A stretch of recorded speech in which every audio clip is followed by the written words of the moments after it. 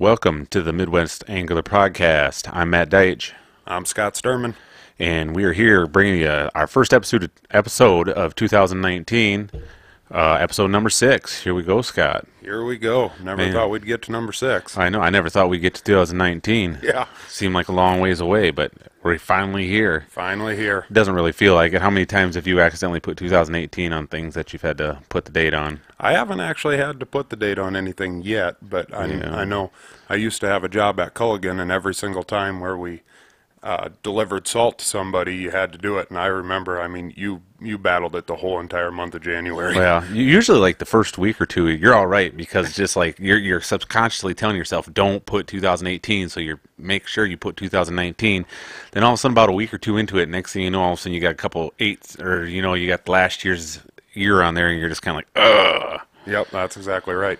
Yeah. So big weekend of fishing this last weekend was. We got out quite a bit. All of us did. Yeah, it was good. A lot of Okoboji. You hit Pahoja once? Yeah, 2 times. 2 times at Pahoja.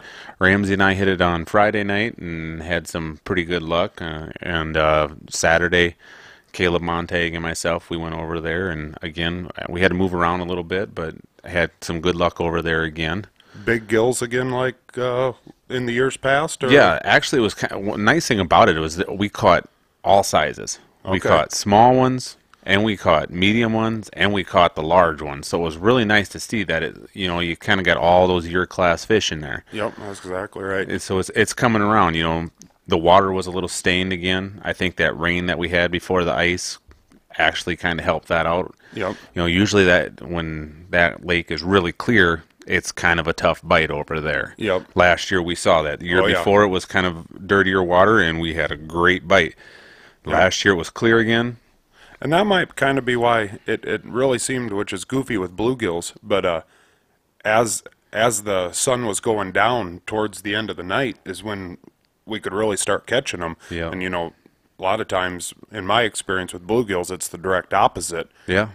And I guess I never really thought about it that way, but that's could be the reason. And and the thing about it over there, both Friday afternoon, evening, and Saturday all day long, we were marking fish all day. No matter where we moved to, there was only a few times where I drilled a hole where I put the Vexlar down there, and I didn't mark them. And there was nothing. So it was like, okay, move to the next hole, and as soon as I put it down there, there'd be some marks there. So, like I said, we moved around, and finally Caleb kind of got on to a little bit better quality fish than what I had found, and so we kind of set up camp there, and we did really well. And then there's another guy from town here that we know, Matt Kopp. He was bringing his kids out there, so he got a hold of got to text me and stuff like that, and it's like, yeah, we'll bring them on over here, get those kids out there and on it. So yep, that's what's fun when you're fishing with numerous people that kind of everyone adventure out. When somebody finds an active school that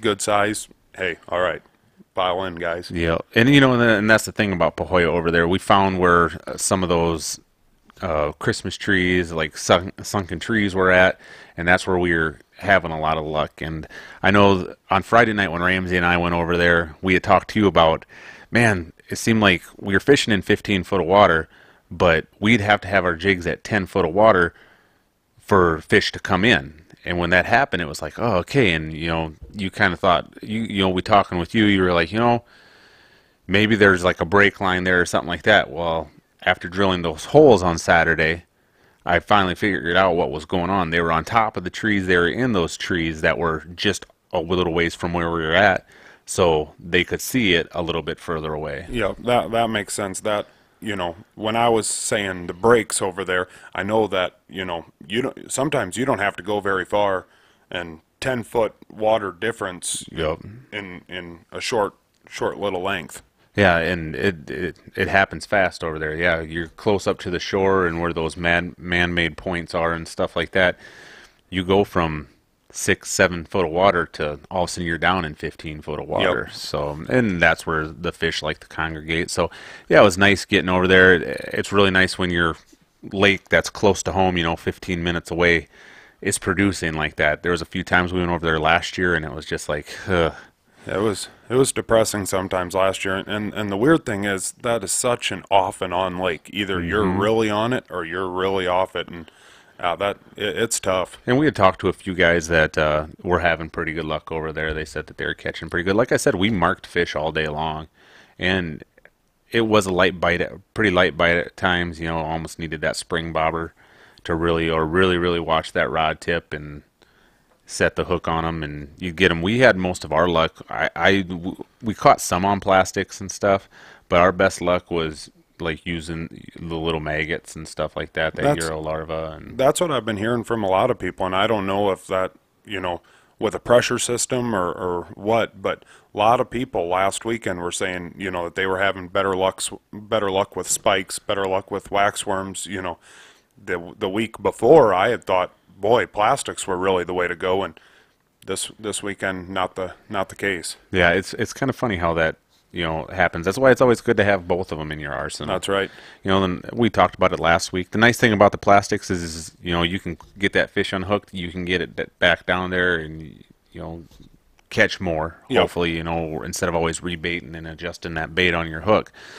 But yeah, it was fun over there on Saturday. Caleb and I, we kind of got after it, and he brought home 3 fish because they were going to make some fresh fish tacos that night. So it's always kind of fun. He didn't bring a bucket along, obviously. So Put them in his pocket, right? Yep, put him in the pocket of his bibs, walked out, and I said, it's not very often you can walk off a lake and say you got a pocket full of fish. Oh, that's good stuff. Yeah. Okoboji was good too. Yep, went over there on, what was that, Sunday? I went over there, and you Yeah, guys you went came over early. later. We came over a little bit later, and yeah, you had really good luck early in the morning. Yeah, it started off a little slow. I had to move around to kind of find them. But, when kind of finally got to that spot, I had been fishing in 13, 14 foot of water, and then when you guys got there, you guys kind of set up a little ways away from me, and it was about 15, 16 Yeah, foot 15, there, and it 16, seemed yep. like that's when we kind of started getting on them. Yeah, you caught a couple nice largemouth. Yeah, that kind of was a surprise. I mean, you always have the potential to catch them over there, but the one had to be probably about 17, 18 inches. And That's fun. so that was, yeah, it was a good time through the ice. But the only problem was there was nobody else around, so it's always hard to high five yourself when you got a fish in your hand, and then you got to take the selfie Take and a everything. selfie. Let her back down the hole. Yep. No, really good bluegill over there. Yeah, up there on that Triboji area. Yeah, Eric went. I don't remember what day that was. They went New Year's Eve. Yeah, Yep. him and Ramsey went Yep. back over there. Yep, and he was telling me, yeah, I'd really like to get a couple 7, 8 inchers to, bring home and fillet, but he said I can't get any, below 8.5, 9, and he wanted to let those go to keep the good fish in there, and yeah, that's a heck of a problem to have. Yeah, it's always nice when the fish are too big to keep. I mean, unless you're just over there for strictly catch and release purposes. But I mean, yeah, if you want to bring a few home for the frying pan, it's just like, man, you just keep catching those big ones, and it makes it kind of tough. Yeah, and I don't want to tell another Ramsey story, but Yeah, old and Ramsey again. with another dinger at the end. Yeah, Eric called him and said, "Hey, time to pack up." And Ramsey said, "Yeah, I'm marking a fish." And called Eric back 4 minutes later and said, "Hey, I got a big one here." Yeah. And yeah, 26-inch walleye. I think Eric told me his exact words were, "Hey, I think I just caught I just caught a 30-inch walleye." Oh, up at Ponset, Ramsey caught a 20-inch walleye. When we actually measured it, it was a 16-inch walleye. So he'd. And this one ended up measuring 26 inches, which Yeah. is a dang good fish. Oh yeah. But all of his measuring's about 4 inches too big, apparently. Oh, that's most fishermen. yeah. Until you That's put it on the tape. Yep. That's all right. Yeah, so it's been a good bite around here. I'm seeing reports that Spirit Lake, everything it seems like is biting over there. I mean, good walleye bite, good perch bite. The crappies and the bluegills are going over there. Yep. Okoboji, Miller's Bay, I heard is pretty good. Emerson Bay is going Yeah, good. I talked to a guy, and he was on Emerson and then ended up moving over to Triboji, but a few of his buddies stayed on Emerson, and they ended up getting on a nice mess of bluegills over there too. Yeah, So and it's nice, and I think that east is starting to finally go too. I saw some people out there yep, looking for the yellow bass and yep. starting to find a few of those, and they're starting to go a little bit. So it's always nice when everywhere over there is going good because it kind of disperses the people. It can get pretty crowded over there. Oh yeah, yeah. I mean, We've all been on Miller's Bay when there's 300 shacks out there, and yeah, poof. I mean, it's hard to go anywhere without, when you try to get away from the crowd, you just can't because you're Right. everybody's part of the crowd. Yep. And Pahoja on Saturday was a little bit. There was a big community spot. There was a lot of people there. We were all on the outside edges and stuff like that. But then the next day, when Eric and Ramsey went over there, they said there was probably maybe 20 shacks out there. It was pretty cold that day and pretty windy, Yeah, so and that might have had a little bit of effect on it. Yeah, so and it was probably a good thing that Ramsey did catch that big walleye before he started to take his shack down because it added a little more weight in there before he folded it down so that he didn't blow away again. Yeah, West is a big lake. You go sliding a long ways, Ramsey. The old kite. He would have started up there in Pahoja and ended up down in Browns Bay down there. He might have ended up at Arnold's Park too, go on a ride. Oh man. But he did release the fish too, so that was cool. That's always fun to get those big ones back down in the water. It's pretty cool video of those guys got of him letting her go back down They did a in good there. job at taking a good picture. And Yep, and we've talked about that before, how important it is. I mean, we got some good pictures over the weekend. That's something that we're really trying to do more of when Yep. we get out there. yeah, it's cool to see a big pile of fish, when you go out there and you catch a limit and you bring them home to clean it. But, the old fish pile, like I said, it's cool. But when you get a nice fish and you take a nice picture of yourself and that fish, really showcasing that fish, that's Yeah. cool. And try to take some unique pictures, Take a picture of it coming out of the hole, Yeah. do stuff, besides the regular old, throw it up into the camera and say cheese, Yeah, you really put the fish up on display. They all have unique colors. That's such a neat thing about them. I mean, everyone you bring up the hole, they're not the same. Right. This one might have an oranger belly than this one. This one might have some cool bars on the side where this one isn't. This is more of a pale colored one. Yep. I mean, it's crazy to see like the difference between the Lake Pahoja bluegills and the Okoboji bluegills. The Lake Pahoja ones, when you bring them up with that dirtier water and stuff like that, they're kind of a paler color when you bring them up. Yep. And I saw Colby Van Beek posted a video of himself over at West Okoboji catching some bluegills in northern, and he commented on when he was up shallow how much different the fish looked, Yep. brighter and more colorful. When he went deeper in that dirtier water, then they were a little bit paler again, and Yeah. that's kind of neat, 50 yards can make a big difference on the color of the Yeah. fish. And in Pahoja, in that 16 foot of water, it wasn't your normal Okoboji where you can see the bottom crystal clear at 16 foot. We could see down probably 8 foot, Yep. and then you couldn't see any. That's kind of depressing. I remember the days of Miller's Bay where you could go anywhere in Miller's Bay. You could go anywhere on West Lake Okoboji and see down 30 feet. And Yeah, that I don't know. but I'm all right with that.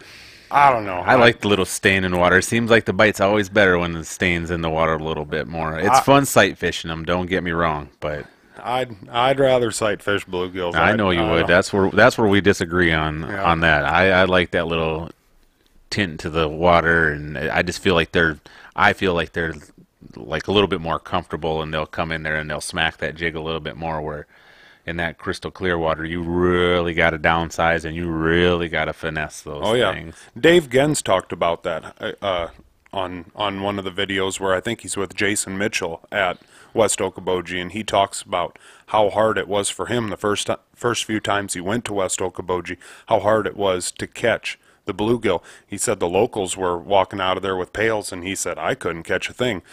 Once you figure out how to catch them, it makes you a better fisherman all around. But definitely, like you say, downsizing jigs, really play with your presentation, one waxworm, two waxworms, an aggressive jig, not an aggressive jig, really mess around with your presentation. And those fish if they're coming in, they're gonna bite on something. Yeah. You just got to figure out what they're gonna bite on. Yeah, and I think sometimes I am guilty of this, where I'll be jigging, pretty aggressively, and they'll come into it, and then all of a sudden I'll just like stop, and I caught myself doing that a couple times this weekend, and I'm just like, why are you stopping? It's like keep, that's what they came That's in what, there for. yeah, You might yeah, have to be a little exactly. bit more subtle and stuff, but don't just, sometimes they want you just to stop and hold it there, and then they'll bite. But sometimes they, if you're moving it, that's when they'll come in there and they'll get it pretty good. Yep. I'm a guy that always, when I get a fish to start coming in, when I see it on my Vexlar, I start slowly lifting my rod, Yep. and that's always been something that I've done.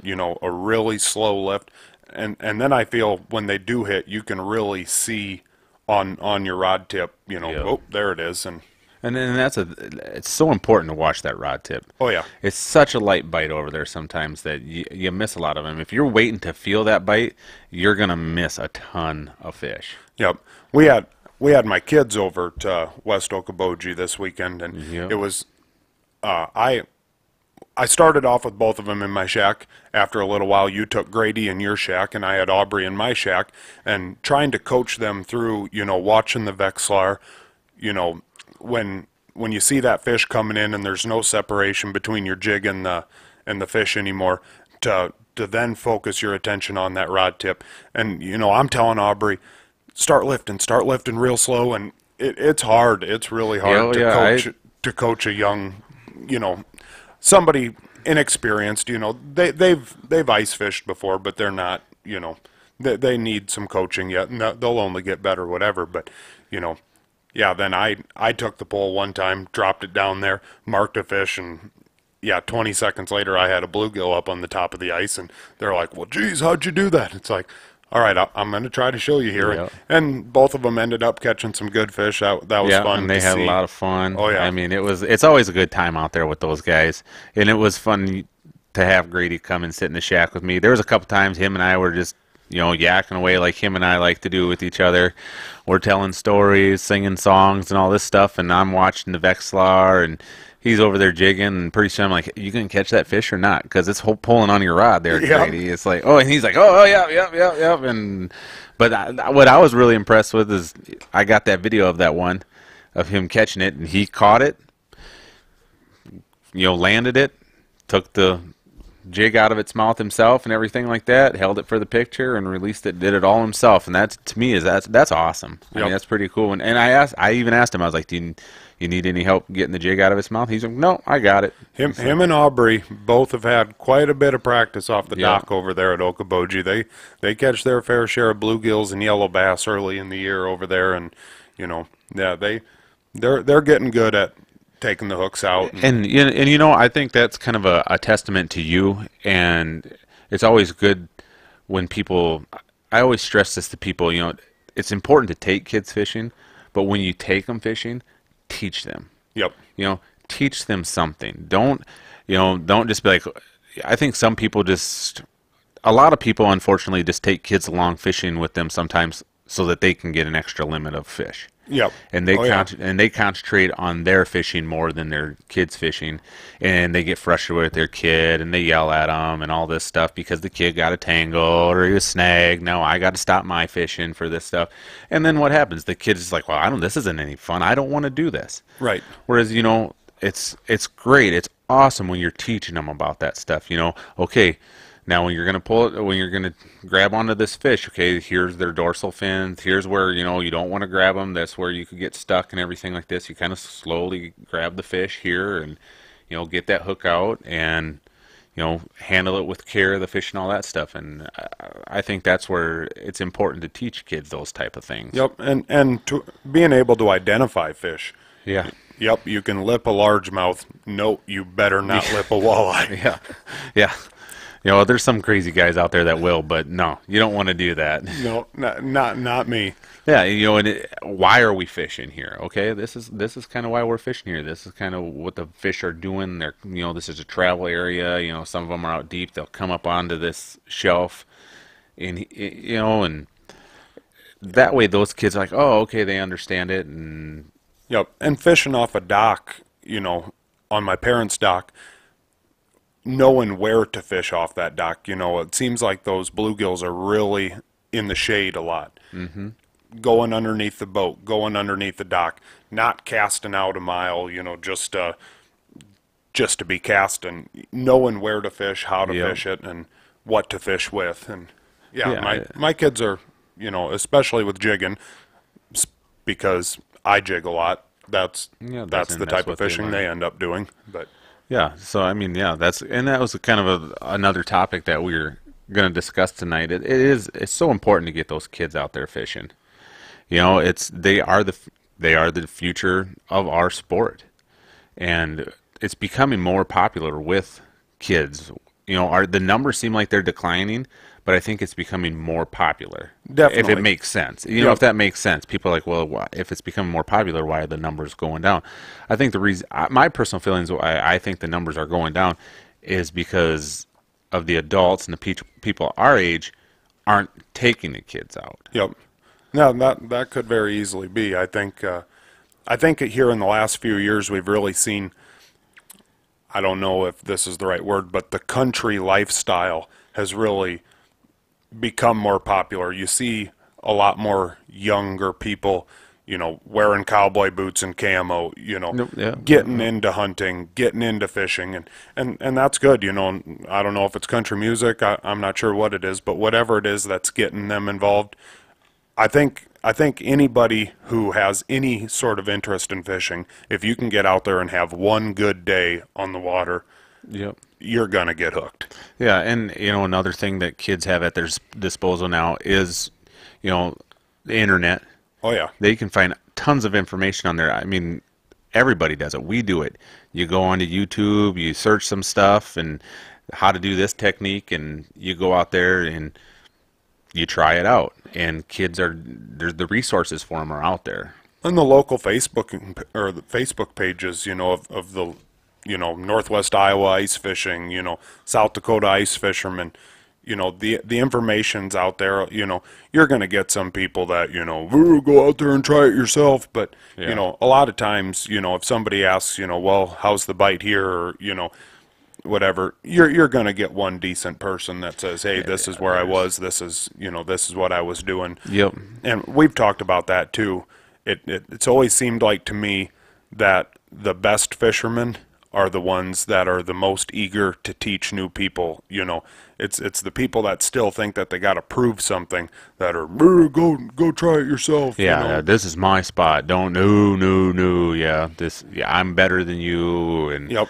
all that stuff. And when we've gone to some of these shows, you can tell the guys that are genuine and the guys that aren't. I mean, the Oh yeah. guys that will sit there and talk to you and tell you about like where they normally fish, and I mean, you don't expect them to give you their secrets, but Right. they'll be open about it, and they're excited about you showing interest in what they do. Right. I mean, you can tell someone the lake, and you can even tell someone what you're using without, you don't have to say, I was on Triboji, 16 foot of water, using a custom jigs and spins, black check eye jig with waxworms. You can have a conversation, tell somebody how you're doing it without totally being their guide. Yeah, yeah. Without giving them the GPS coordinate. Here's Exactly. my GPS coordinates.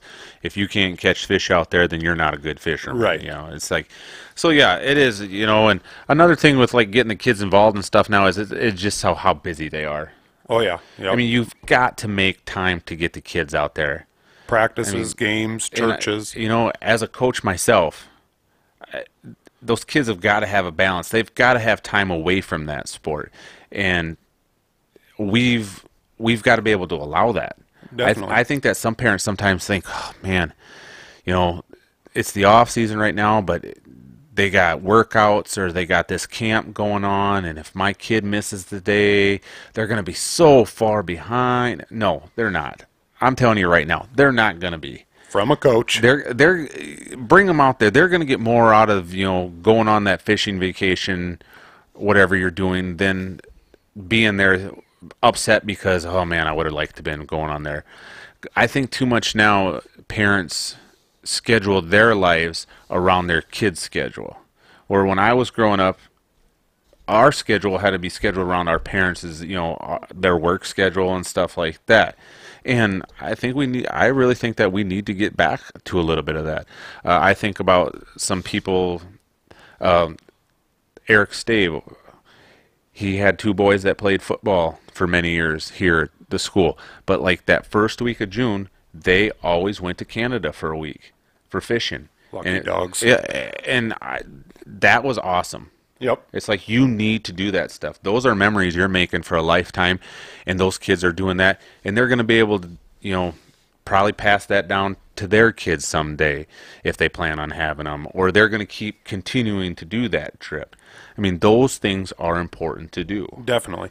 And don't be afraid to take advantage of a half day. You don't always have you don't always have to devote a whole entire day or a whole entire weekend to a fishing trip. Ponset, Okoboji, a lot of these bodies of water, you can take off, decently early in the morning, get over there at a decent time, fish for 4 or 5 hours, not even two hours. That's what we did on Saturday. Right. We had my kids over there 2 hours. I figured sooner or later they're going to have to go to the bathroom. Sooner or later their feet are going to get cold. And they're going to get hungry. Right. Yep. Big Tasty was starting to get a little hungry. Me too, probably. He was asking, so this is all fun and games and stuff, but where are we going to have lunch at? No. But, take advantage, even just to get your kid out for 1 hour, 2 hours, that's way better than, sitting at home. You can make a lot of memories in 1 hour. Oh, definitely. The smile, I look at it this way. They're going to remember that big fish that they caught or they had on. Even the little fish. Even the little fish. They're going to remember that something that happened. Maybe they fell into the water. Maybe we were fishing. We saw a mink. I've never seen a mink before. We were sitting there and the thing came running right by us. It was running around in the rocks. They're going to remember that more than our practice of, I had an hour of basketball practice today, and we were going to go fishing, but I had to be here for this. And when they're young like that, get them out there, because eventually when they get to high school and stuff like that, they're going to be so busy you're not going to have that time. And sometimes just too cool to fish, too cool to hunt. Yeah, I think everybody kind of goes through that period, that time, and their lives. Friends are more important than going fishing with dad and whatever. But, if you can teach them at a young age how to do it, might be that, them and their friends will go fishing. It's a lot better than some of the other stuff that they could be doing. Exactly right. And especially if you live in an area where you have a lot of access to a lot of lakes where they might be able to ride their bikes down there. Yep. Or it's a situation where a parent might drop them off and say, okay, I'll come back in a couple hours and pick you up, just stay in this area. The nice thing now is that they all have cell phones, so if something does happen, they can get a hold of their parents and stuff like that. Yep. I mean, it's always pretty cool to see kids riding around in town here on their bicycles with fishing rods. Oh, yeah. I've seen a couple, they got the backpacks on with the fishing rods and the backpacks riding down there, and I think that is it's so cool to see that. I have that in school. Today, a prime example is today. I teach TK through 6th grade PE, and every single class I had today, I told or asked somebody, and they asked and talked to me about ice fishing. Yep. I mean, I think, I have a cousin that's in 4th grade, and the kid's a fishaholic. I mean, he loves fishing, and I think know who you're talking about. I think that's so cool. This summer I was down at the river one day fishing, and him and his 2nd grade buddy were down there. They both got bait casters, and I'm like, oh man, this is watching these two with bait cast. I mean, these guys, I know some adults that can't cast a bait cast, and these two are just whizzing those things like pros. Here's a 2nd grader and a 4th grader just going, and they're cranking and they're going, and pretty soon all of a sudden I look over and they're hooting and hollering, and the one's got about a 17-inch smallmouth, and I was like, this is so cool. That's a summer day right there. Yep. I mean, they weren't just down there by themselves as 2nd and 4th graders. His grandma was down there watching them. She brings them down there all the time because they know they enjoy to fish, and they know that he loves to do it. I mean, he sits there. I can remember bringing my tackle box over to my grandma's house when he was there, and we'd sit there, and oh yeah, that crankbait, this is what you use that for, that jerk bait and all this stuff. And I'm like, wow. It's like, and I think sometimes like when that happens, you know, sometimes when they get to school, I think it's important for teachers to try to relate to them with that sometime. If they have a really big passion and interest in that, don't sit there and be like, oh, don't be talking about that. Let them talk about that Right, stuff. right, and that's it's something constructive. It might not be Yep. math, but it's But it could be. I yep. mean, look at, yeah, I guarantee if I was terrible at math. I hated math.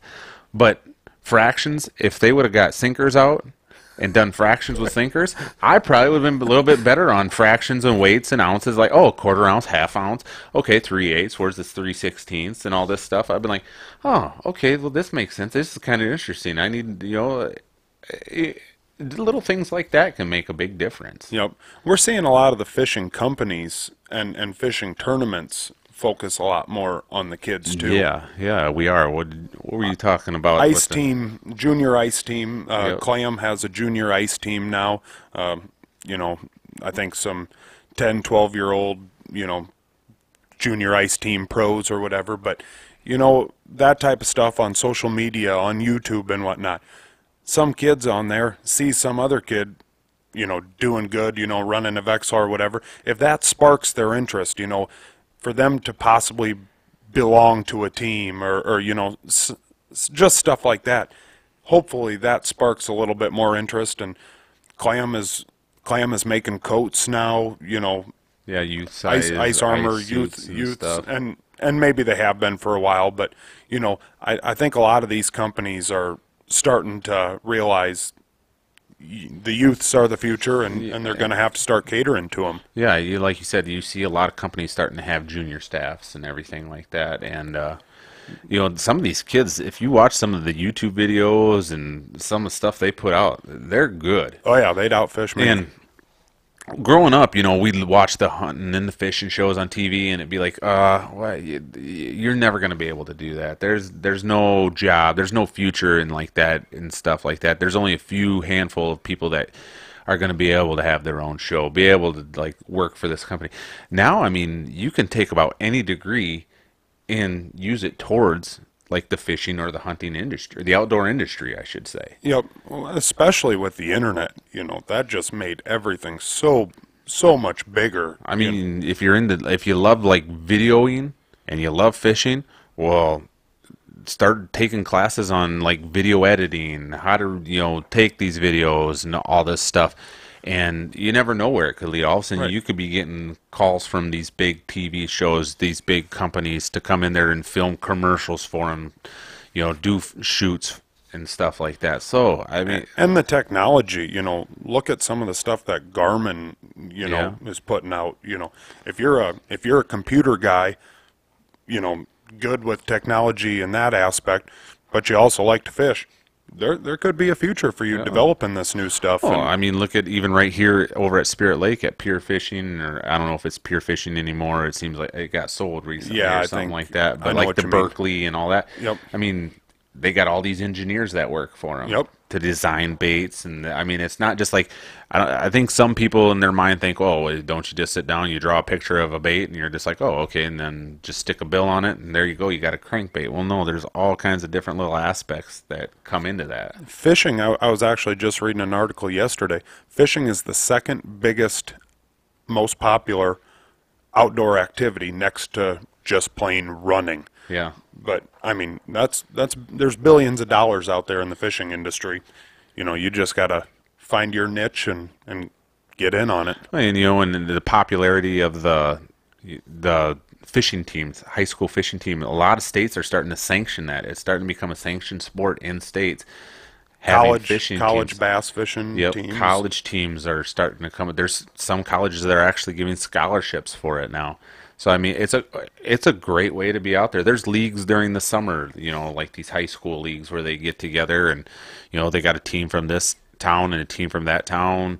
They're going to fish at this lake and you Yep. know, You want to touch base on that Lake Pahoja deal? I think you got an email yeah, about I don't know if it's a just to hundred. go local here. Yeah, right? I don't know if it's 100% set in stone yet. Like I think they were thinking about it, but January 12th, I think it was, is they're looking to do like they always have like a youth tournament every year, but I think this year they're kind of maybe wanting to kind of gear it toward like more of a youth fishing clinic, which I think is a good idea. We were talking about that before we started recording. Compared to a tournament, I think sometimes when you get into like a youth tournament, I think a parent sometimes feels a little pressure, like we got to catch fish, we got to catch fish, and it's not fun for the kid. Whereas I think it's a great idea to have something like a clinic where if you could get a few people to come in and talk about things and show kids how to do that, and we're all working together to try to catch this fish. Right. I mean, I think we saw it look at the other day when we were fishing. When Aubrey would catch a fish, Grady was pumped up that we were all pumped up that she caught it. When Grady caught the fish, it wasn't like, oh, he caught a fish. That's no fair. Oh, everybody was, oh, that's awesome. We caught a fish and stuff. Yeah, I got a feeling they were secretly kind of. Well, there's always that internal, that competition. I mean, we have it in amongst us, like Yep. when you, oh, I caught another fish. Oh, okay, he can shut up now. Otherwise, I need to start catching some fish here too. But Yep. yeah, so I think that's kind of what they got planned over there. When, if you don't have all the equipment, I think they have. Yeah, equipment they for usually you. have equipment that they drill holes. You don't. All you got to do is have some warm clothes for your kids to have them on out there. I think they're going to do it kind of in an afternoon towards the evening because that's when the bite usually is really good. And there's that 4 o'clock range. And I think Emily Ostrander, our she worked Naturalist, our county naturalist. county naturalist here in Lyon County, was in her email said that they were going to try to do like a clinic from like 3 to 5 or something like Okay. that, and hopefully that's what they do, and it's going to be great. We went over to the tournament last year. They always have a big drawing in their building there, Lot of free stuff for the kids. and stuff. So if you have the opportunity to do that, get over there. Bring the kids out there. It'll be a good time. It always is. She makes it fun for them. Oh yeah, definitely. Yep. Even if you don't know what you're doing, even if you don't have the equipment, they have the equipment. The bait is all donated.